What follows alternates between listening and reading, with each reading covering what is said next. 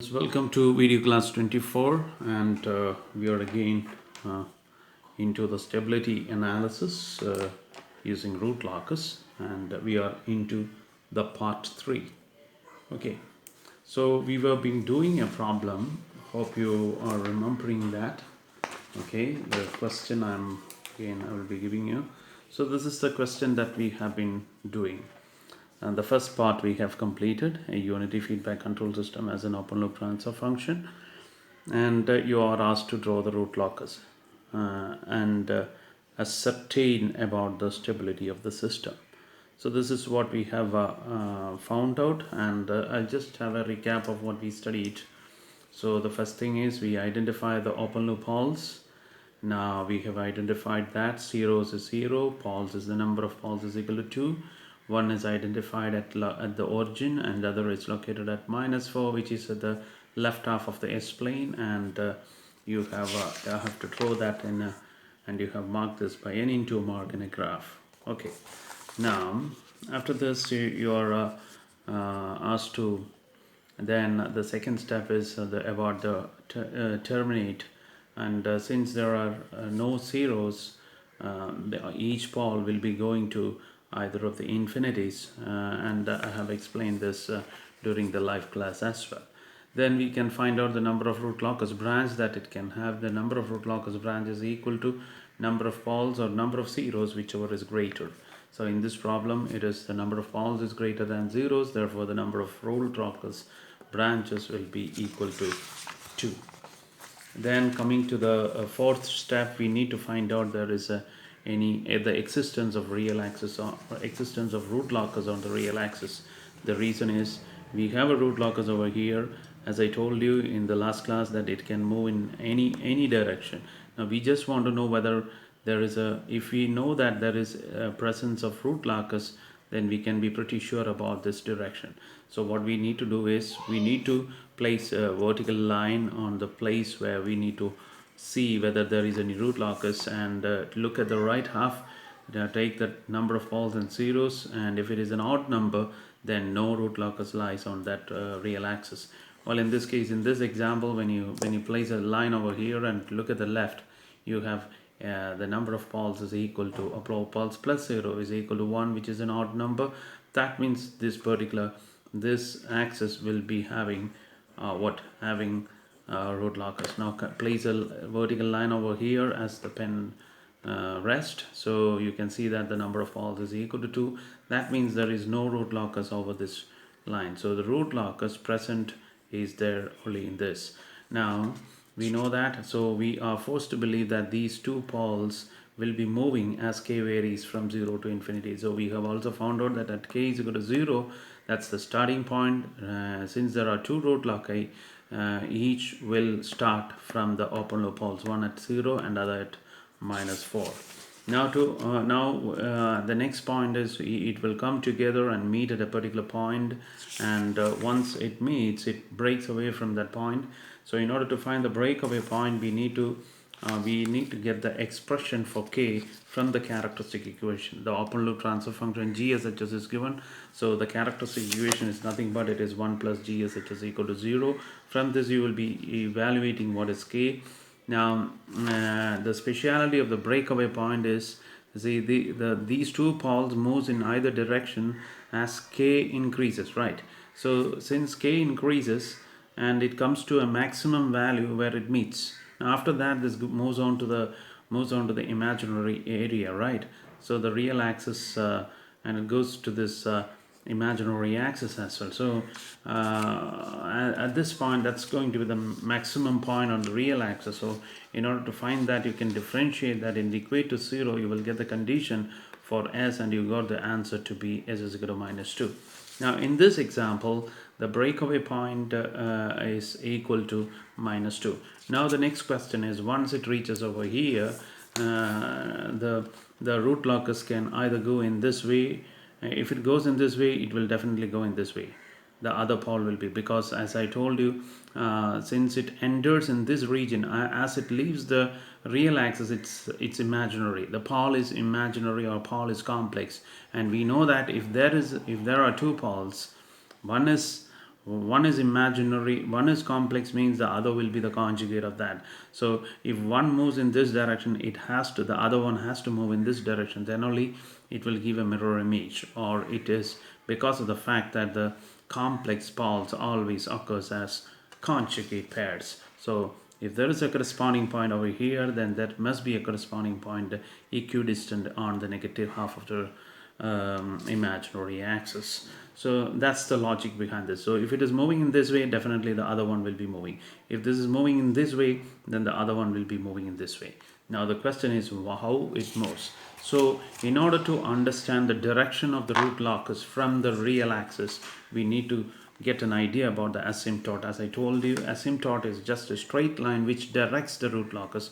So in order to draw the asymptote, we require 2 points. What is the angle of asymptote that it makes at the real axis, and on the real axis, and the meeting from the real axis, and the meeting point of asymptote on real axis, and this is usually called as the center of gravity. Okay, the center of gravity, right? So how to find out this using this expression? Now k varies from 0, 1, 2 up to p minus z minus 1. In this example, you have only two values for k, that is 0 and 1. That means you have two values for theta 0 and theta 1. We got it to be 90 degree and 270 degree. Now you know how to plot this. So from the real axis, anti-clockwise direction is always taken as a positive. So this is 90 from with respect to this one is. So you may just draw the asymptote. Asymptote can be drawn as a dotted lines. Now next one is the meeting point of the asymptote on real axis, that is the sum of the pole values, the location of poles, minus the sum of the location of the zeros, divided by p minus is the number of poles and zeros.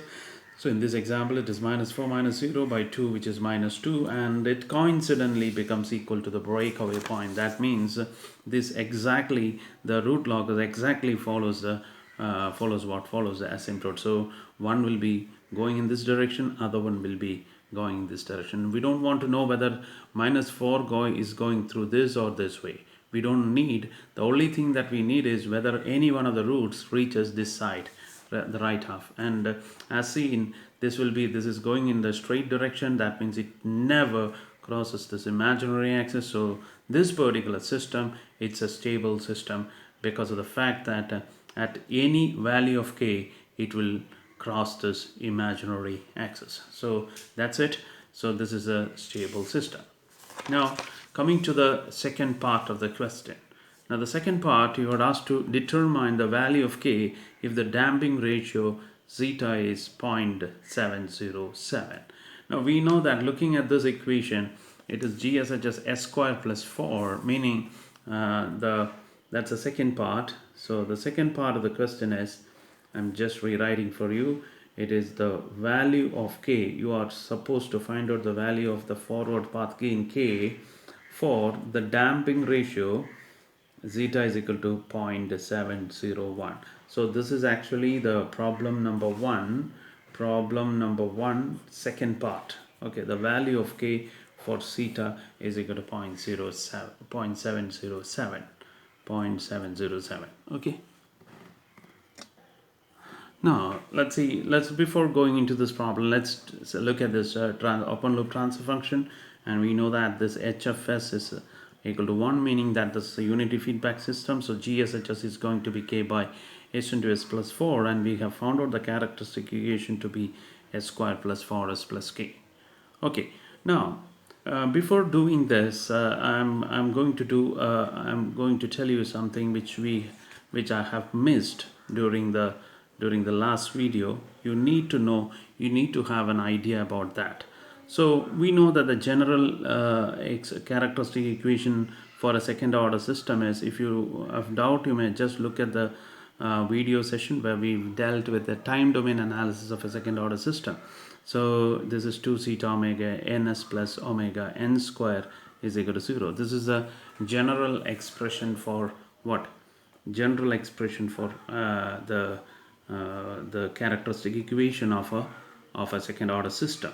Now if you are to find out the roots, what are the two possible roots? So you can apply minus b plus or minus root of b square minus 4ac, which is actually the roots of a quadratic equation. So this will be minus theta omega n, okay, minus 2 theta omega n plus or minus plus or my, okay, s1 s2 plus or minus root of 4 theta square omega n square minus minus b square minus 4 ac, that is 4 omega n square divided by 2. So this is s1 and s2. So coming to this, you can have a okay, I'll be using this space, that will be nice. So I'm going to rewrite that s1 to b. So this is a different session. Okay, now this is s1 is equal to minus 2 theta omega ns n plus root of b is 4 theta square omega n square minus omega b square minus 4ac 4 omega n square by 2, right? Okay, now you can have this as minus 2 theta omega n plus, you can take 2 omega n outside, right, because it is omega n square. So this will be root of theta n square minus 1. Now you can have this as minus 2, this 2 and 2 get cancelled, so this is theta omega n plus omega n into, you can call this as j, because if you can write like this 1 minus theta square minus 1, you can take minus over here, so root of minus 1 is j. You can replace that by minus theta omega n plus j omega n into root of 1 minus theta square. So this is actually your s1. If this is your s1, then your s2 will be minus theta omega n minus j omega n into root of 1 minus theta square. Okay, so these are the two roots of this equation. Now we are going to have the location of this characteristic equation in an S-plane. Okay, now I'm going to draw this.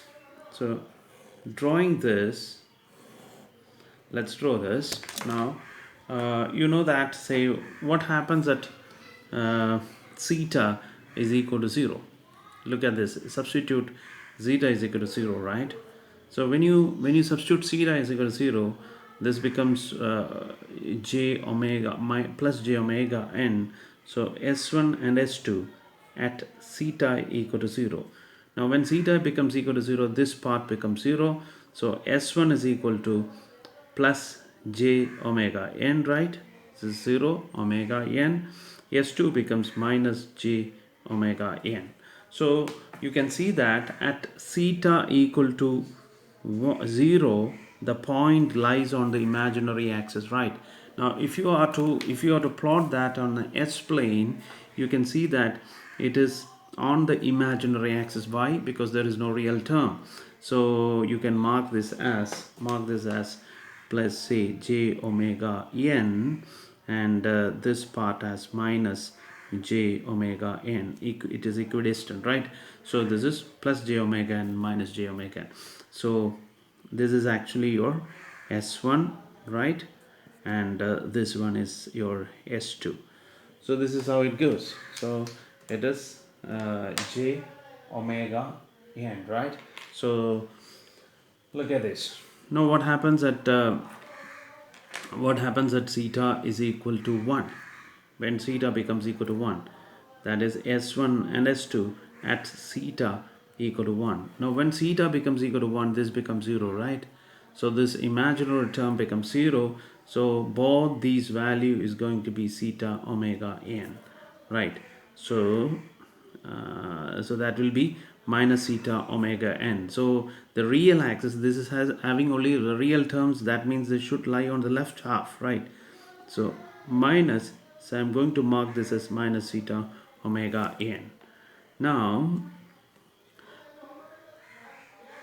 okay, I'm going to mark like this, it will be nice. Okay, so let this be minus theta omega n. This is the point. So this is the point.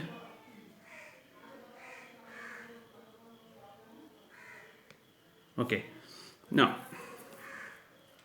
Now what's going to be the value as theta is less than 1? Theta in between 0 and 1. So this is the point where theta is equal to, these are the points where theta equal to 0. This is a common point where theta is equal to 1. Sorry, this is not the point, this one is the point where theta equal to 1, right? Now now the question is, if it lies in between s1 and s2, if it lies in between, zeta is in between 0 and 1, that means this particular quantity, right, this particular quantity theta, omega n, and theta, so you can write this s1 as s1 is equal to s1 and s2. I'm just taking you back to the derivation which we have did.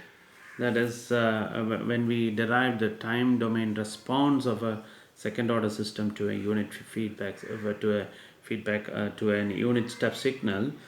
So there we have, I hope you might be remembering that you have assumed like this: cos phi is theta and root of 1 minus theta square as sine phi, right? Okay, hope you're remembering that, so that you can write like this: cos phi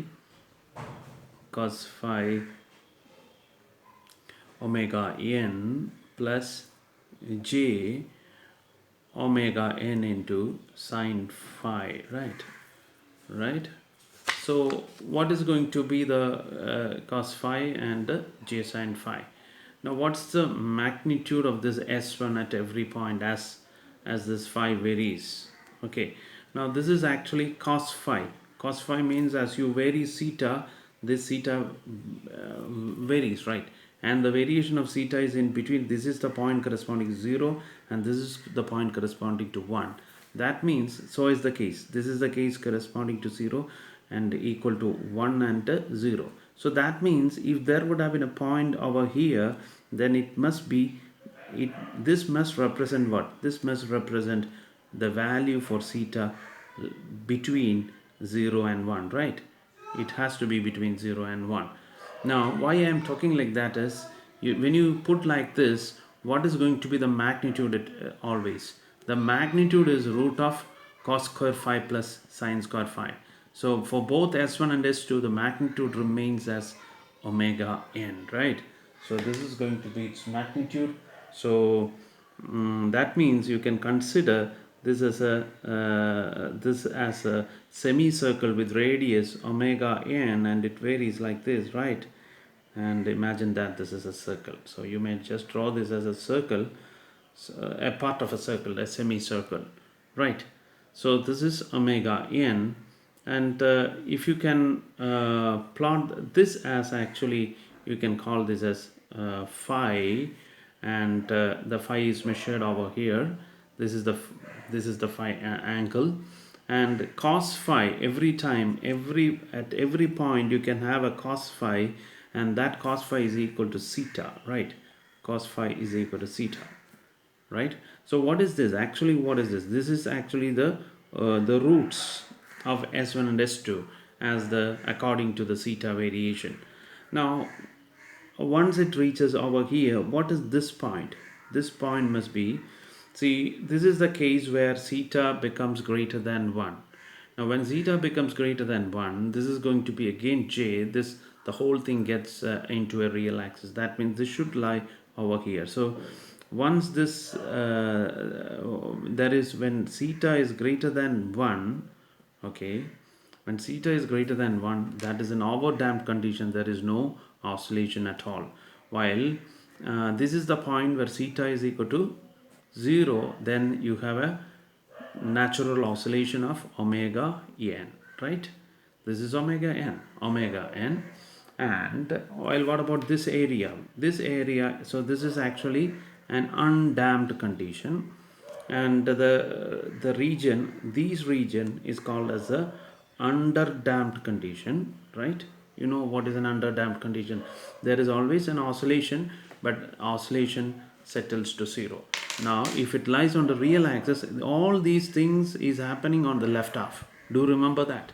If any of this goes into the right half, then that system is an unstable system. Hope you understood this, the concept of zeta, or cos phi is denoted as zeta, right?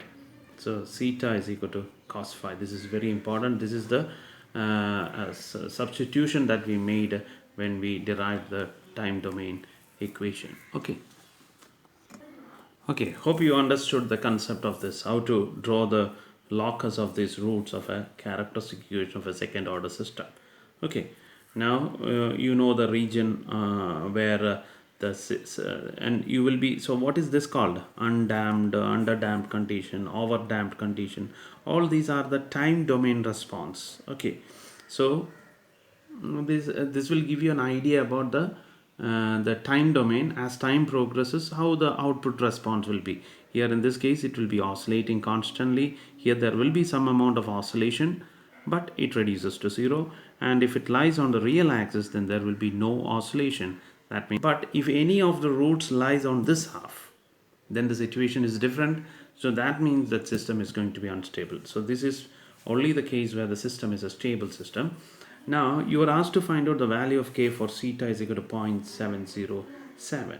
Now we know that theta is assumed to be cos phi, right? Now what is, so cos phi is actually equal to 0.707. Okay, let me tell you. So this is actually the graph for this. This one shows a graph for theta between 0 and 1, between 0 and 1. Okay, so what's going to be cos, so when you equate cos phi to be equal to 0.707, what is phi? You can calculate your phi. Okay, now phi is actually equal to 45 degree. So as I've told you over here, so the phi is measured in this way. Now in this so from the graph which we have already plotted, if you can mark from this origin, if you can mark this 45 degree, that will be meeting on this root locus, right? That's the point that we need to find out. Now so using the protractor, so place this over here. Okay, using the protractor, mark this 45 degree, mark the 45 degree. So you can mark over here. So this is your 45 degree line. Okay, now what I'm going to do is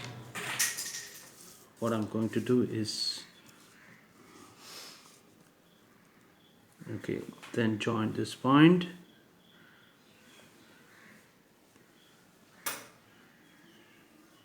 So this is the point. This one is a point where this is the point that meets the root locus. Okay. Now what is the coordinate of this? This is -2. So this will be -2, 2j, right? Or you can call that point as -2 plus 2j, right? So -2 plus 2j. Now you are asked to find out what? Find out the value of k. How to find out the value of k? So as I've already told you in the starting, during the introductory root locus, all the points on the root locus should satisfy two conditions called as the magnitude criterion and angle criterion. Okay, so you may just refer those earlier videos for this magnitude criterion and angle criterion. Now what is actually the magnitude criterion? So the more important thing is usually we will be in need of this magnitude criterion, and magnitude criterion states that the g of modulus of g of s, h of s has to be equal to 1. So what is your GSHS? Your GSHS is given by, so your modulus, the magnitude criterion states that your modulus GSHS is equal to 1. So you may just refer, I have told you the this explain this in the introduction of root locus, that is in the first part 1 of root locus. So you can just refer. Now what is this GSHS? GSHS is nothing but k divided by s into s plus 4 is equal to 1. Now we have already found out that s to be, so for this 45 degree we have found out that s to be what? S to be minus 2 plus 2j. So your s is actually minus 2 plus 2j. Now you can just substitute in this equation for s. So this will be k by minus 2 plus 2j into minus 2 plus 2j plus 4 is equal to 1, or you can say that this will be k divided by minus 2 plus 2j into this is 4 minus 2, which is 2, so this is 2 plus 2j is equal to 1. So all these are under magnitude. Now it's very simple to find out the magnitude. This is magnitude. You can find out this as root of, yeah, this is root of 2 square plus 2 square. This is also root of 2 square plus 2 square. So you can evaluate that as, so when you find the so it is just like this. See, it's simple. Root of minus 2 the whole square plus 2 square, right, into this, the magnitude is root of 2 square plus 2 square, right. Now that is equal to 1. So you will be getting this as k divided by root 8 into root 8 is equal to 1, or k is equal to 8, right. So what's the meaning of this? Now you should understand this. We have actually started from k is equal to 0. Now once when k is equal to 0 has started, the particular root locus started from the open loop poles. P1 is equal to 0 and P2 is equal to minus 4. Now your the root locus or the roots are moving means the k is varying. So at a particular k we have seen that this breaks and it reached at this point, and actually the question was asked, this is the point where theta becomes what? Theta is equal to, as asked by the question, the theta becomes equal to 0.707. So you will be finding your theta. Now from how will you get this point? By drawing an angle 45 degree. Now how we found out that? Because we have already made an assumption that cos phi is theta. So substituting that, you got the phi angle 45 degree, and mark this angle 45 degree. This particular line meets at this root locus at this point. Find out that point, and that is your s. That is s is equal to minus 2 plus 2j. Now the specialities, this is a point on the root locus, right?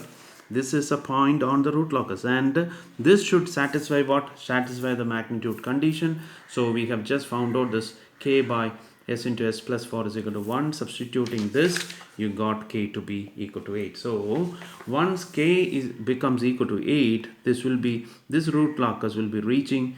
This is the point at k is equal to 8. So what will be this part? This will be definitely, if this is minus 2 plus 2j, then there must be a point corresponding to minus 2 minus 2j, because once it enters into the imaginary once it leaves the real axis, then this root locus is going to be conjugate or the mirror image. So whatever points you have here, that corresponding point will be here. So what will be the k corresponding to this minus 2 minus 2j? That also is k is equal to 8. So when k becomes equal to 8, one of the roots reaches over this point, one root reaches over this, and it goes on like this up to infinity. Okay, so that's the basic concept of this. Hope you understood this problem. Okay, now why I am taking this phi, one more point is, over in this way is, look at this. This is the point corresponding to theta is equal to 1. So what is the angle corresponding to this? 0. And this is the point corresponding to theta is equal to 0. That is at 90. So with respect to real axis, it is 90, so that theta becomes equal to 1, 0. So what is theta? Theta is cos phi. So theta is equal to 0 means cos phi is equal to 0 or phi is equal to 90 degree. And this is theta is equal to 1, meaning cos phi is equal to 1 or phi is equal to 0. Okay.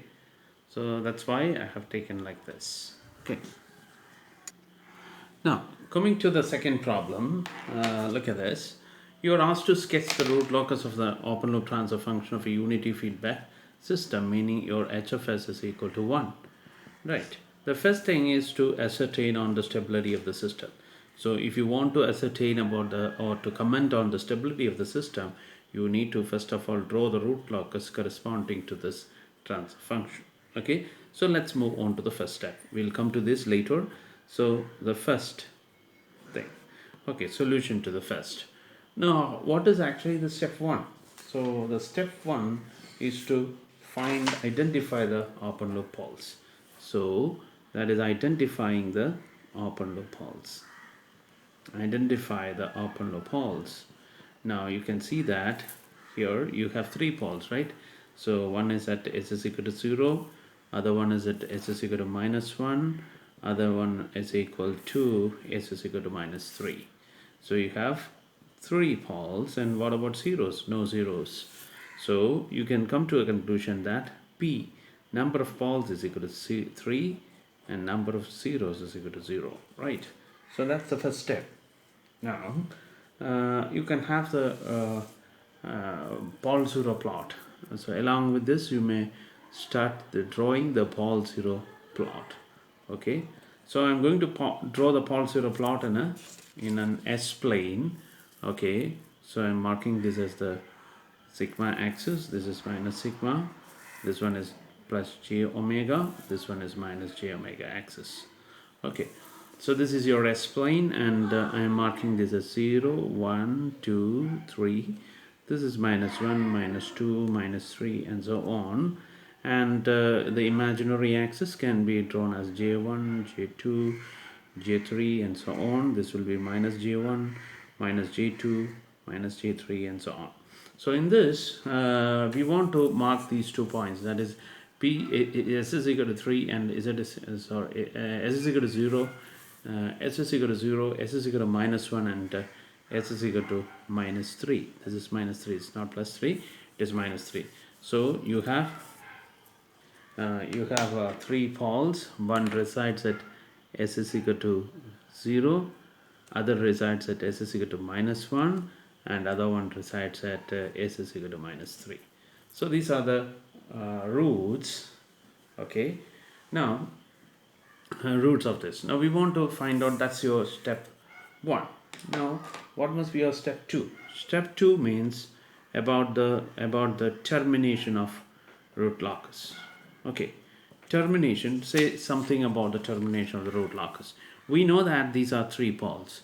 So every root locus will start from the open loop poles. That means you have 3 poles, so you can expect 3 root locus corresponding to each pole, and it doesn't have any 0 anywhere near here.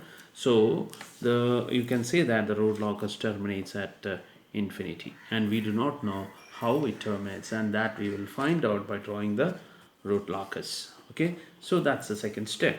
Now what's your third step? Third step is to find out the number of root locus branch. And I told you that is equal to P or equal to Z, whichever is greater. So in this example, P is equal to 3, or the number of root locus branches is equal to 3. Okay, now you can see that.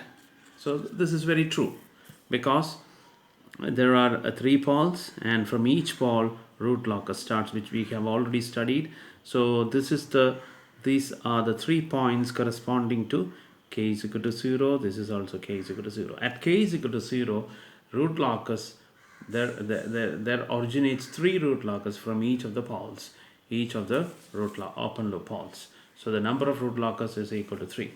Now the question is, we need to have an idea how it moves. So for that, you need to understand about the existence of root locus on the real axis. Okay, now, existence of the root locus. Now let us see. Just draw a line over here. Okay? Just want to see any positive roots lies on the positive real axis. So for that, just look at the write-off of this imaginary plane. You can't find anything. So the number of zeros plus poles is equal to 0, which is an odd number, even number, hence no chance of a locus. Now coming to this point, a point just beyond this, say look at this, consider this point to the left. Wherever you look, you can find only one pole. That means that's an odd. So there is always a chance of root locus over here, right? Now, after this, coming to this, you want to see that whether any root locus exist over here. So imagine a straight line like this, okay, and see at the right. So at the right, you can see the number of poles is equal to 2, meaning it's an even number. So from this area is not, there is no root locus. So I'm just drawing it by another ink. Okay, there is no root locus. Okay, I'm going to do it by red ink. Okay, I'll use the red, meaning that there is no root locus. Now what about this side? When you look at this side, you can see that you have 3, which is an odd number. That means again you have a root locus. Okay, so from this you can have a clue regarding the root locus, how this is going to be. Okay, now anyway, there is only root locus along this region, no root locus. That means these two will be moving in the opposite direction. That means because of the presence of these two, because of these, there occurs a breakaway point. Will there be a breakaway point due to this? Look at this. There is only no chance of root locus over this region. Only root locus exists here. So that means, so at every point, wherever you look, you will be having only 3. Here also you look, you will be having 3. Here also you may look, you will be having only 3 poles on the right. So that means throughout this axis, you can have a root locus. Meaning this will be, this particular root locus is going, this particular root is going to move as k increases in this along the real axis. And this is one of the clue that we will get. But anyway, we will be proving it later that this particular moves in this axis. Okay, but you will get a clue behind this, how this is going to be. Now you can also will be able to get about something about the values of the breakaway point. Now since this moves in this direction, you can very well say that the breakaway point should lie between 0 and -1. Am I right? So next is to find out the breakaway point. Let us see whether the breakaway point, yes, as per the figure and as per our conclusion from step 4, we are forced to believe that the breakaway point should lie between 0 and -1, and let's see whether it is so. So next step is to find the breakaway point. Now how will you do the breakaway point? Now to find out the breakaway point, you need to get the k value. This is the point where k varies, and you will have a point where k is maximum on the real axis. So obtain k, and that k, and differentiate that to with respect to s and to equate to 0, get the condition of that as shown. Okay, now look at this 1 plus. So what is the characteristic equation? This is actually gs into hs, because hs equal to 1. So 1 plus, this is nothing but 1 plus gs hs equal to 0. So that is 1 plus k by s plus 1 into s plus 0. Okay, you can take the LCM and you can equate this numerator to equal to 0. Okay. So you got on expansion, you will be getting s cube plus 4s squared plus 3s plus k is equal to 0. You may just do it and check whether you are getting the same answer. So k is equal to, you can bring this to the other side. So this becomes s cube plus 4s square plus 3s minus of. Now what is the next step? To find out dk by ds and equate to 0. What is dk by ds? So this will be minus of 3s square plus 8s plus 3 is equal to 0. Okay, now, or in other words, this is 3s square plus 8s plus 3 is equal to 0. So you may just solve this, and on solving you will get this as s1 to be say you will be getting two roots, right? Since it is a quadratic expression. So let's call this as S1 and S2. One is minus 0.45 and the other one will be minus 2.21. Okay, so you got actually two roots, right? But you are expecting only one breakaway point. Now how to select this? So you got a minus 0.45 and minus 2.21, right? So minus 2.1 is a point, minus 2.21 is actually a point beyond this, right? Beyond this. Anyway, we have already found out that this is not a breakaway point. Why? This cannot be a breakaway point in any case, not even due to this. Why? Because we have already seen that there is no root locus existing over this region from minus 3 to minus 2. Sorry, minus, I think it's from minus 3 to, yeah, minus 3 to minus 1. Sorry, minus 3 to minus 1, you don't have any root locus because on the right of this you have the even number of poles. So this minus 2.21 cannot be considered as a breakaway point. So the effectively it turns out to be minus 0.45. And not only that, this is as expected, right? The breakaway point is expected between 0 and minus 1, and minus 4.5 is a value just in between. So you can just show it over here. So this is your minus 0.45. This is your breakaway point, right? This is your breakaway point. Okay, so right now once it reaches over here, we already studied that it can go in this way, or it can go in this way, or in this way.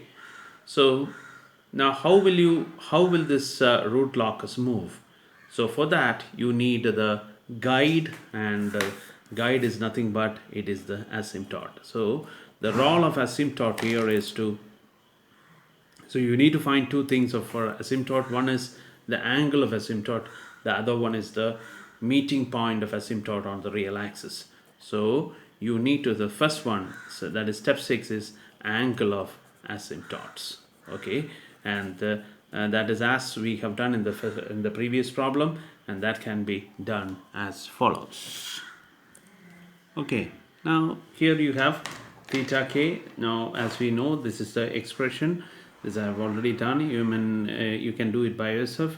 So 0, p minus is 3 minus 0, so you will be getting 0 to 2. So k varies from, what are the various values of k? 0, 1 and 2. So you can evaluate theta k, theta 0, theta 1 and theta 2.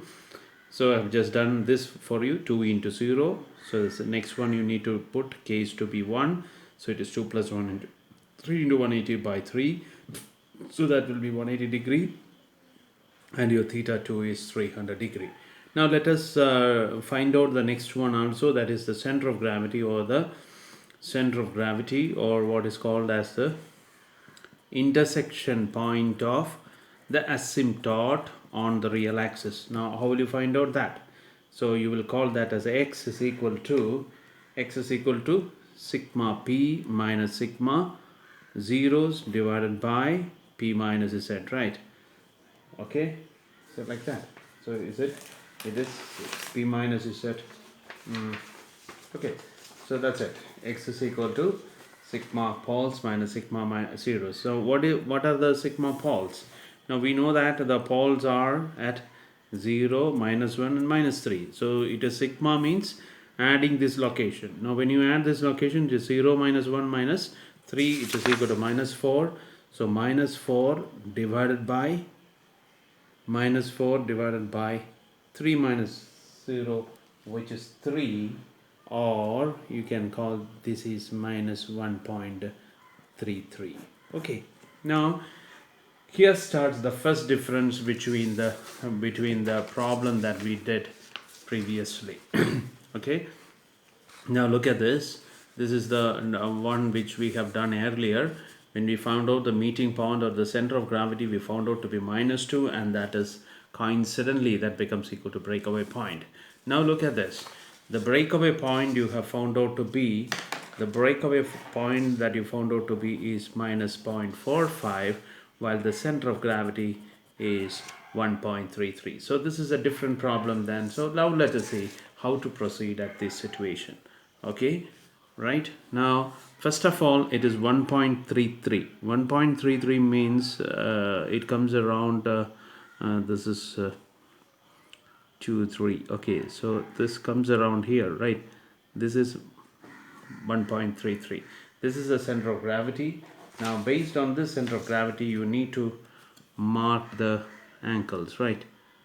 Okay, so based on this okay, straight, you need to be very careful when okay, now what is this 60 degree? The first one is, the first angle is 60 degrees, so I'm going to mark this over here. So this is 60 degree. Then comes, then is next is 180. So this 180 is this. So this is one asymptote. And then next is 300. How will you calculate 300? 300 is nothing but 360 minus 60, right? So that means it has to be somewhere here. Okay, so you may just may not be as accurate. You need to take this point very accurately, then only you will be getting. Okay, so this is 300 minus 60, or this must be your okay. Now you can have a dotted lines over there. So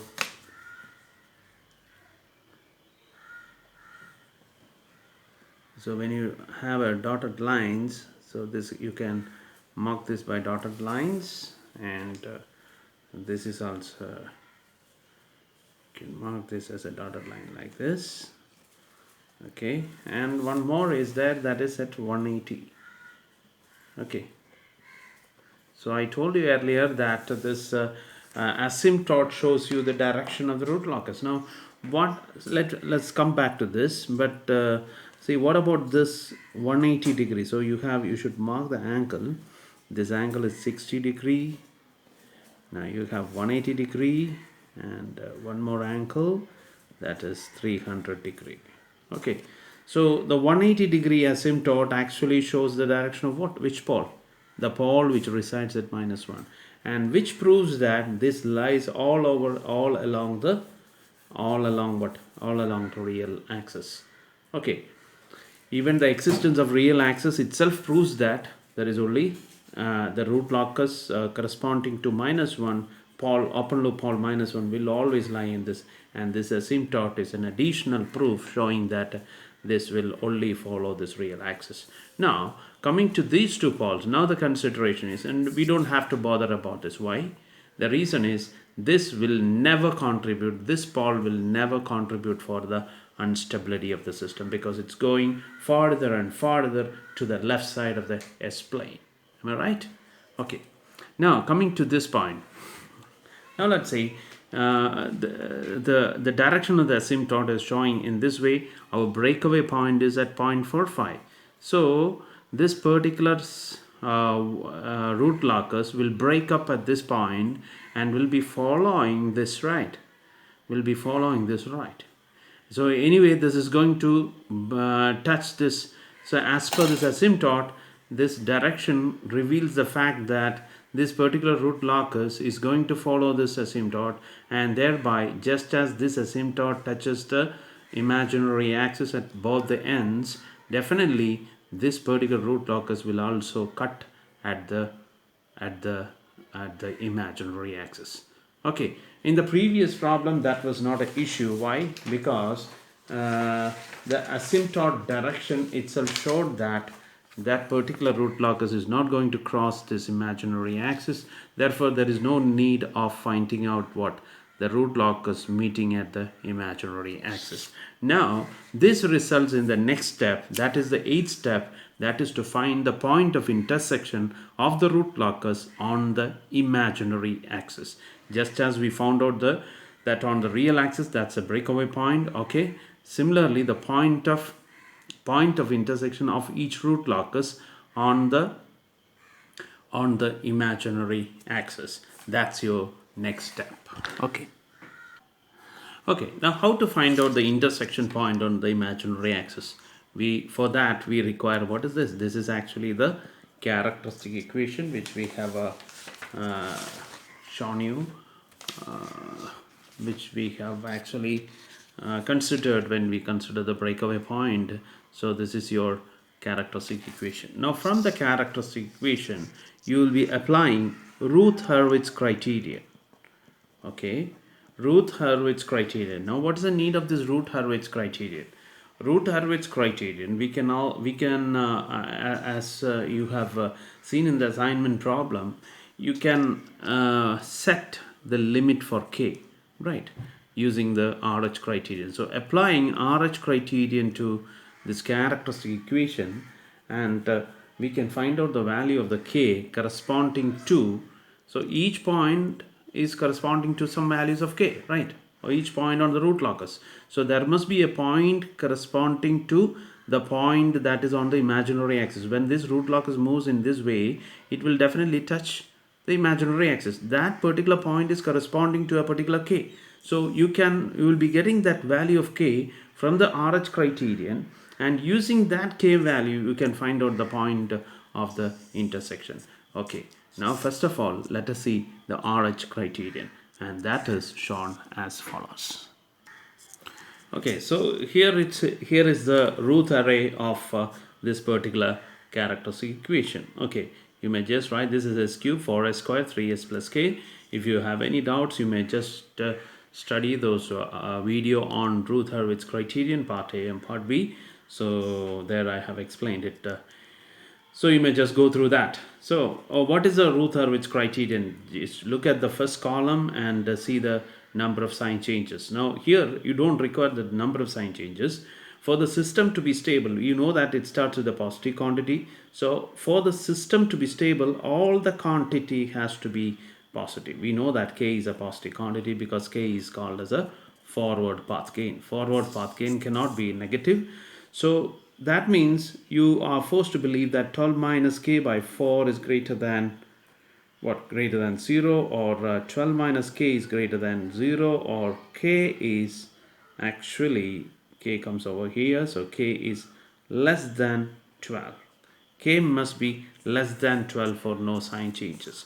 So there is a point where k is equal to 12. That is the point of decision, right? Now what happens at k is equal to 12? K is equal to 12, the whole row becomes 0. Now when the whole row becomes 0, that shows the number of poles residing on the that shows that corresponds to the value of that k corresponds to the location on the imaginary, on the origin, right?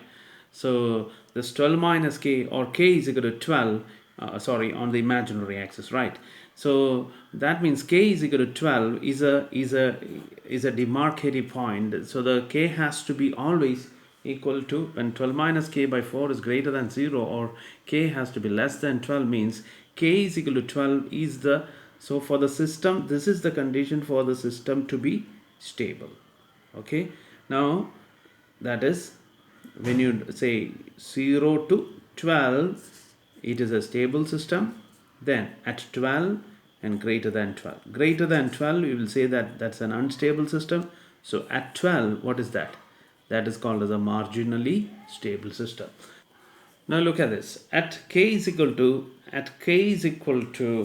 12, what will happen to this column? This row. This row becomes 0. So at k is equal to 12, you can write the characteristic equation, the auxiliary equation of this particular column. That is, the auxiliary equation is given by 4s squared plus k is equal to 0, right? So you have 4s squared plus is equal to minus k, or this is s square is equal to minus k by 4, or s is equal to, that is 12 by 4. Okay, that is the root of minus 12 by 4 or root of minus 3. So this is actually equal to plus or minus j 1.73. Okay, so you got the point of intersection of the imaginary axis at plus j. So hope you understood how it is. So at k is equal to 12, what will happen to the root array? The s raised to 1 row becomes 0. So in that case, so you are going to consider at k is equal to 12. So you hope you understood why I take k is equal to 12. So k is equal to 12 when this becomes 0, meaning you can have the auxiliary equation for that k. So that is 4s squared plus k is equal to 0. That is also valid for this particular GSHS. So that means from this you got the s to be plus or minus j 1.73, and since so 1.73 comes around over here, right? 1 6 7. Okay, so similarly you can have a 7 here. So you got the 2 points. Now this is the point over here. So you can just have a freehand drawing. After this you just draw parallel to this axis. Similarly you can draw in this way, okay, parallelly to this. This is your given root locus.